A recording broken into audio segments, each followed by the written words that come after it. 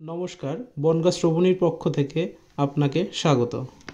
বাগদা হেলেঞ্চা অথবা বনগাঁ স্টেশন থেকে এই দিক দিয়ে এসে রেটপাড়া মোড়ে নামতে হবে। নেমে ডান হাতে যে রাস্তাটা ঢুকছে, রাস্তায় ঢুকেই বাঁ হাতে শ্রবণী। চাকদা গোপালনগর দিয়ে আসতে হলে এদিক দিয়ে এসে রেটপাড়া মোড়ে নামতে হবে।